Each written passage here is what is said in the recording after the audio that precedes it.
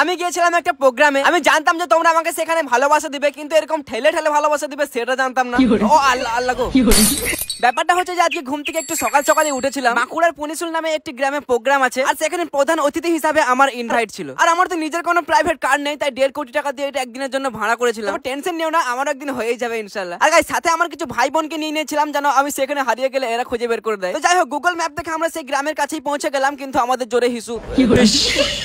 হ্যাঁ, ওই কাজটা কমপ্লিট করে আমাদের গাড়ি আবার স্টার্ট দিয়ে দিলাম। আর গাইস আমি ছিলাম অনেক অনেক এক্সাইটেড, আর ফাইনালি সেই জায়গায় পৌঁছাতে তো আমি পুরো নার্ভাস হয়ে গেলাম। ও মাই গড, আমি যেগুলো স্বপ্ন দেখতাম সেগুলো আমার সামনে ঘটছে। মানে এই ছোট্ট ছেলেটাকে দেখার জন্য এত মানুষ পাগল। আরে আলামিন, তুই তো সিস্টেম হ্যাং করে দিয়েছিস। আলামিন ভাই স্বাগতম, গাড়ি আরো সামনে নিয়ে আসো। আলামিন ভাই ও ভাই, তোমরা যা করে করবে, আমাকে এখান থেকে স্টেজ পর্যন্ত একটু ভালো করে যেতে দাও প্লিজ। হ্যাঁ, আমি জানি তোমরা আমাকে এরকম অনেক ভালোবাসো, তাই বলে এরকম ঠেলে ঠেলে ভালোবাসবে? ও আল্লাহ আল্লাহ গো। প্লিজ দাদা, তোমরা একটু সাইড দাও, আমার ক্যামেরাম্যানকে তো ভিডিওটা করতে দাও। বাপ রে বাপ, কি বলবো তোমাদের। হালে আমার সঙ্গে সঙ্গে আমার ফোনটাও গেল। যাই হোক, অনেক কষ্টের রাস্তা পার করে ফাইনালি একটু শান্তি পেলাম। আমার ভাই, তোমার ভাই আলামিন ভাই। হ্যাঁ ঠিক আছে ঠিক আছে, হালকা করে হাতে মাইক নিয়ে ঝেড়ে দিলাম। বাপরে, স্টেজ ফুটো করে কিছু ফ্যান ফলোয়ার হাজির। থ্যাংক ইউ সো মাচ ভাই লোক, থ্যাংক ইউ থ্যাংক ইউ। আবে হাতটা তোমরা ছাড়ো এবার।